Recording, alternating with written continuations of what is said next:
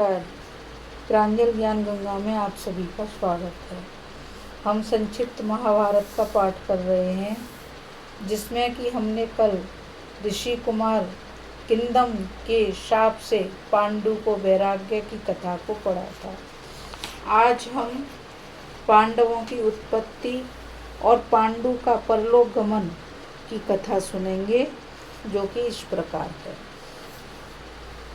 वैशंपायन जी कहते हैं, जन्मेजय अमावस्या तिथि थी। बड़े बड़े ऋषि महर्षि ब्रह्मा जी के दर्शन के लिए ब्रह्मलोक की यात्रा कर रहे थे। पांडु ने उन लोगों से पूछा, आप कहाँ जा रहे हैं? और उनका ब्रह्मा जी के दर्शनों के लिए ब्रह्मलोक जाने का विचार जानकर अपनी पत्नियों के साथ उनके पीछे चल पड़े। ऋषियों ने कहा, राजन, मार्ग में बहुत से दुर्गम स्थान हैं। विमानों की भीड़ से ठसाठस भरी अप्सराओं की क्रीड़ा भूमि है। ऊंचे नीचे उद्यान हैं, नदियों के कगार हैं, बड़े भयंकर पर्वत और गुफाएं हैं।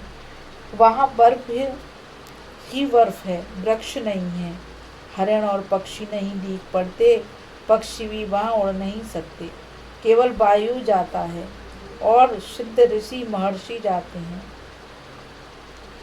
ऐसे दुर्गम मार्ग से राजकुमारी कुंती और माद्री कैसे चल सकेंगी? आप अपनी पत्नियों के साथ यह यात्रा स्थगित कर दीजिए। पांडु ने कहा, मैं समझता हूँ कि संतानहीन के लिए स्वर्ग का द्वार बंद है। यह बात सोचकर मेरा हृदय जल रहा है। मनुष्य 4 ऋण लेकर जन्म लेता है: पितृ ऋण, देव ऋण, ऋषि ऋण और मनुष्य ऋण। यज्ञ से देवता, स्वाध्याय से और तपस्या से ऋषि, पुत्र तथा श्राद्ध से पितर एवं परोपकार से मनुष्य का ऋण उतरता है। मैं और सब ऋणों से तो मुक्त हो गया, परंतु पितरों का ऋण मेरे सिर पर है। मुझे यही अभिलाषा है कि मेरी पत्नी के पेट से पुत्रों का जन्म हो। ऋषियों ने कहा, धर्मात्मन, हम दिव्य दृष्टि से देख रहे हैं कि आपके देवताओं के समान पुत्र होंगे। आप अपने इस देवदत्त अधिकार का उपयोग करने के लिए उद्योग कीजिए, आपका मनोरथ सफल होगा। पांडु ऋषियों की बात सुनकर चिंतित हो गए।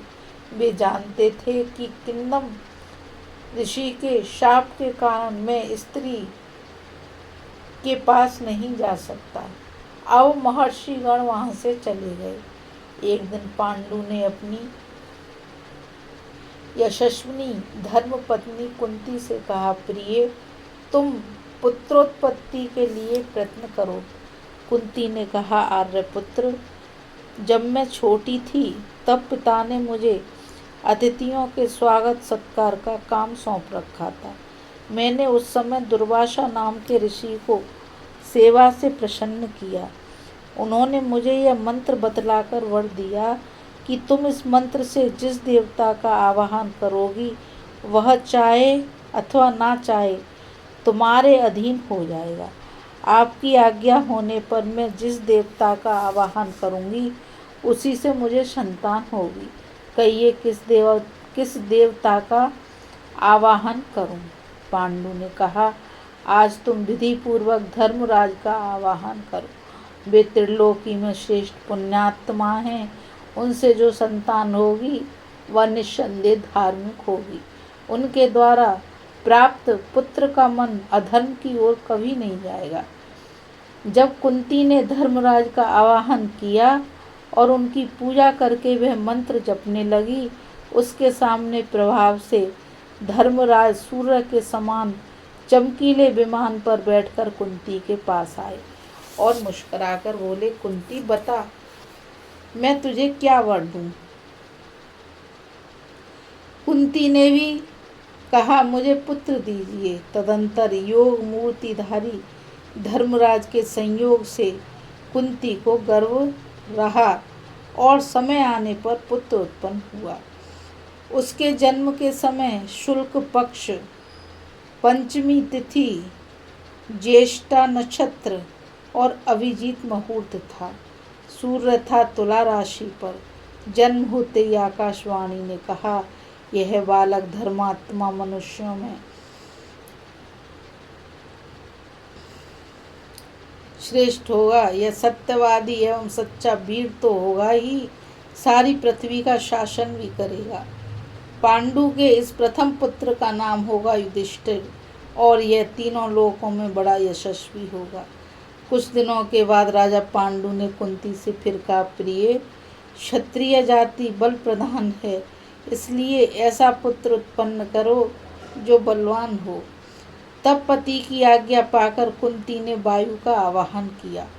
महाबली वायुदेव हरण पर सवार होकर आए। कुंती की प्रार्थना से उनके द्वारा भयंकर पराक्रमी एवं अतिशय बलशाली भीमसेन का जन्म हुआ। उस समय भी आकाशवाणी हुई कि यह पुत्र बलवानों में शिरोमणि होगा। जन्मेजय भीमसेन के पैदा होते ही एक बड़ी विचित्र घटना घटी। भीमसेन अपनी माता की गोद में सो रहे थे। इतने में वहां एक बाघ आया। उससे डरकर कुंती भाग निकली। उन्हें भीमसेन की याद न रही। भीमसेन माता की गोद से एक चट्टान पर गिरे और वह चूर चूर हो गई। चट्टान के सैकड़ों टुकड़े देखकर राजा पांडु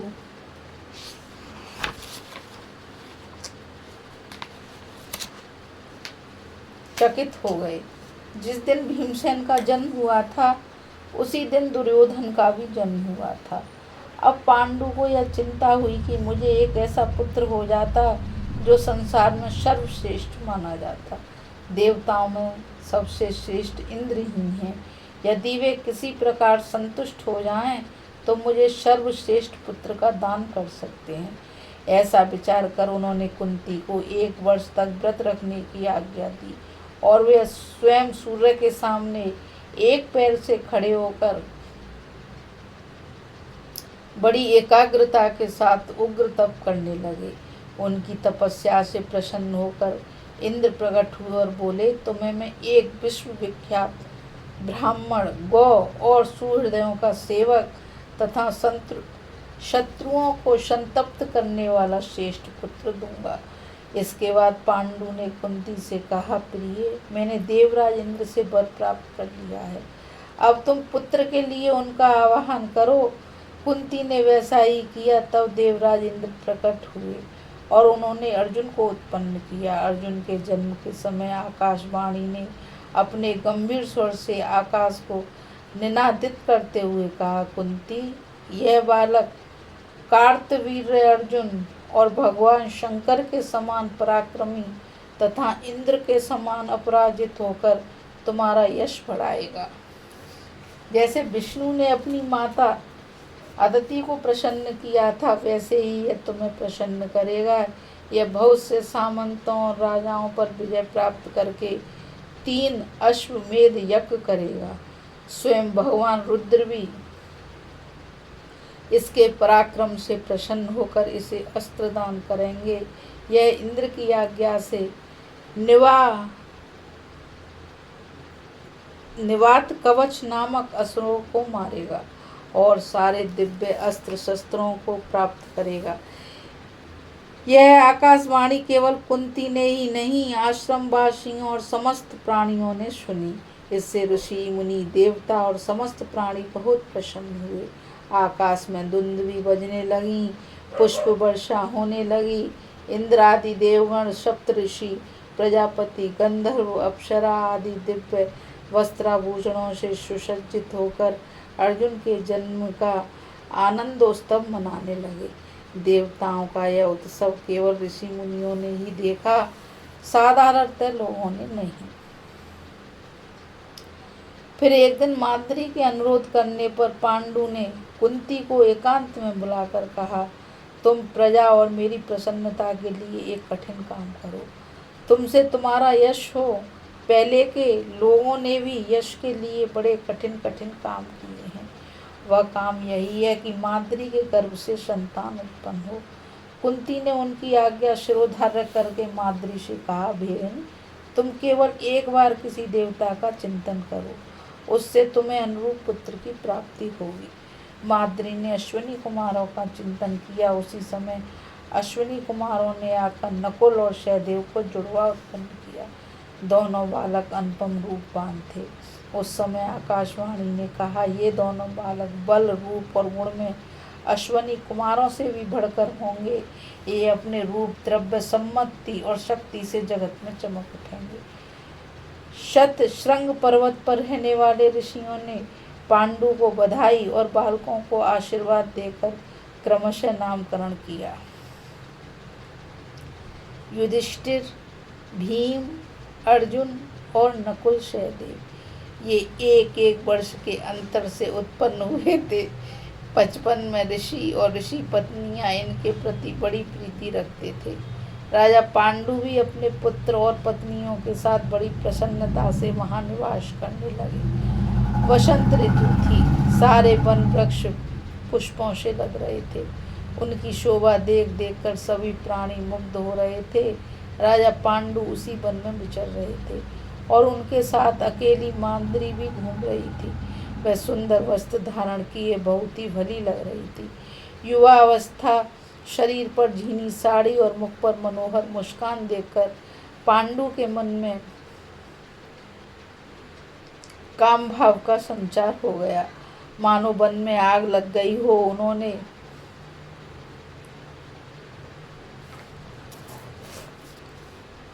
माद्री और उसी समय उनकी चेतना नष्ट हो गई।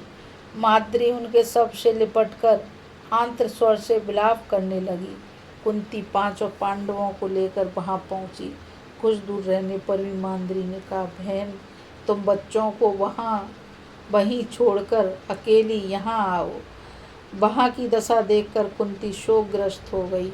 वह विलाप करने लगी, मैंने तो सर्वदा अपने पति देव की रक्षा की थी।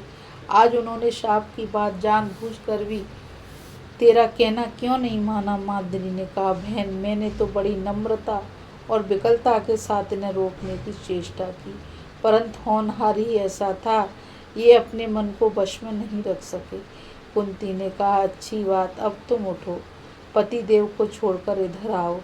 तुम इन बच्चों का पालन पोषण करो। मैं इनकी बड़ी पत्नी हूँ, इसलिए इनके साथ सती होने का अधिकार मुझे है। मैं अब इनका अनुगमन करूंगी। माद्री ने कहा, बहन, अपने धर्मात्मा पति के साथ मैं ही सती होंगी। मैं अभी युवती हूँ, मुझे ही इनके साथ जाना चाहिए। तुम बड़ी बहन हो, इतने के लिए मुझे आज्ञा दे दो। तुम मेरे पुत्रों के साथ भी अपने ही पुत्रों जैसा व्यवहार करना। मुझसे विशेष आसक्ति के कारण ही पति देव की मृत्यु हुई है, इसलिए भी मैं ही इनके साथ सती होंगी। माद्री ऐसा कहकर अपने पति देव के साथ चिता पर चढ़ गई और पति लोक सिधार गई।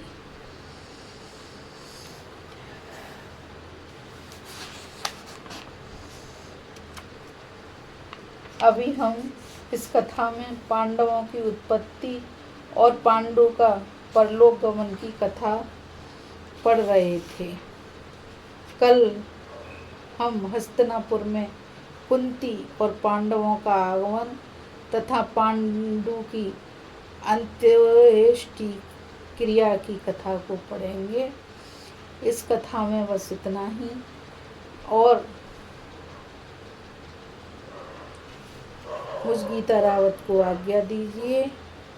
अब मैं आपसे यही कहना चाहूँगी कि इस चैनल को ज़्यादा से ज़्यादा लाइक, शेयर और सब्सक्राइब कीजिए, ताकि यह अमूल्य ज्ञान अधिक से अधिक लोगों तक पहुंच सके और अधिक से अधिक लोग इस कथा से ज्ञान प्राप्त कर सकें। आज के लिए बस इतना ही। राधे राधे। जय श्री कृष्णा। नमस्कार।